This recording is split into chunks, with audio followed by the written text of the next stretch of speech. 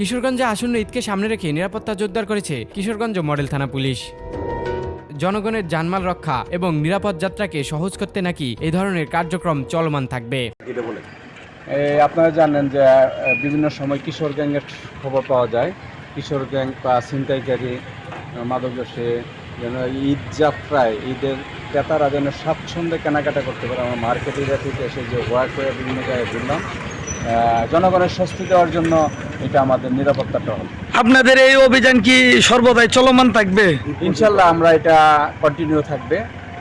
এক এক সময় এক এক এলাকায় আমাদের এই অভিযানটা চলবে এবং আমরা চেষ্টা করতেছি যেন জনগণ স্বস্তিতে রমজান শেষ করে ঈদ করতে পারে। ঈদ মার্কেটের সময় প্রায় সময় দেখা যায় যে জেলার বিভিন্ন প্রান্ত থেকে সাধারণ মানুষ ঈদের পোশাক বা প্রয়োজনীয় জিনিসপত্র ক্রয় করতে আসে, কিন্তু প্রতিমধ্যেই শোনা যায় যে বিভিন্ন ধরনের ছিনতাইকারী বা এই যে যারা চাঁদাবাজ তারা তাদেরকে বিভিন্ন ধরনের হয়রানি করে।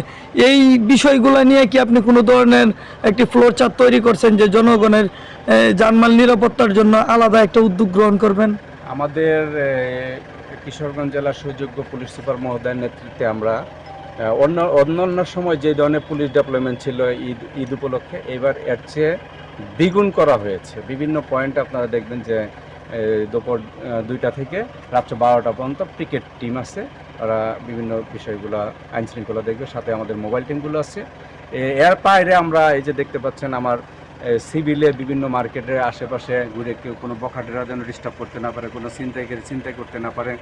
তারপর এই দেখা গেছে অনেক সময় নারী চোর থাকে বিভিন্ন মার্কেটে ঢুকে, ওইটা প্রতিহত করার জন্য আমাদের পুলিশ সুপার মহোদয়ের নির্দেশনা এবং সরাসরি তত্ত্বাবধানে দেখা গেছে আমাদের নারী পুলিশ বিভিন্ন মার্কেটের মধ্যে টহল দেয়, যেন কোনো নারী চোরেরা কোনো কাউকে অর্থ সম্পদ হাতিয়ে নিতে না পারে। এছাড়া রাস্তার মধ্যে বিভিন্ন জায়গায় বিভিন্ন আমাদের টল পার্টি, এই কিছুক্ষণের মধ্যে আপনি দেখতে পাচ্ছেন একটা জায়গায় সমস্যার কথা শুনেছি, তাৎক্ষণিক কিন্তু আমরা 3-4 মিনিটের মধ্যে পুলিশ সার্ভিস প্রেরণ করেছি। সেই সাথে আমিও যাওয়ার জন্য রেডি হচ্ছি। দেখেন আমি পুরোটা এলাকা ঘুরে এসেছি, আপনারা অবগত হচ্ছেন যে আমরা বিভিন্ন যারা সন্দেহজনক লোকজন তাদেরকে চেক করতেছি যেন কোনো অপ্রীতিকর ঘটনা ঘটাইতে না পারে। আর এখন পর্যন্ত ইনশাল্লাহ আপনাদের সকলের সহযোগিতায় বড় ধরনের কোনো অপ্রীতিকর ঘটনার সংবাদ পাওয়া যায় না। আমরা তৎপর আছি কিশোরগঞ্জবাসীকে স্বাচ্ছন্দ্যে ঈদ করার জন্য আমরা পরিশ্রম করে যাচ্ছি। ধন্যবাদ আপনাদের।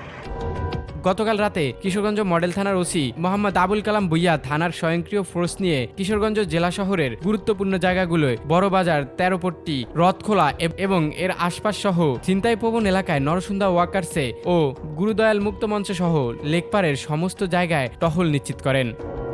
এ সময় কয়েকটি মোটরসাইকেল এবং লোকজনকে জিজ্ঞাসাবাদ করেন এবং রাতে বাইরে না থাকার পরামর্শ দেন। এ বিষয়ে কিশোরগঞ্জ মডেল থানার ওসি আবুল কালাম ভুইয়া জানান, ঈদকে সামনে রেখে বিভিন্ন ধরনের অপরাধী স্বয়ংক্রিয় হয়ে ওঠে এবং বিভিন্ন ধরনের অপরাধ কর্মকাণ্ড সংগঠিত করে। এ ধরনের অপরাধ রোধ এবং জনগণের জানমাল নিরাপত্তা নিশ্চিত করার জন্য মানুষের যাত্রা যেন সুন্দর হয়, এজন্য তিনি কঠোর অবস্থানে থাকবেন বলে নিশ্চিত করেছেন।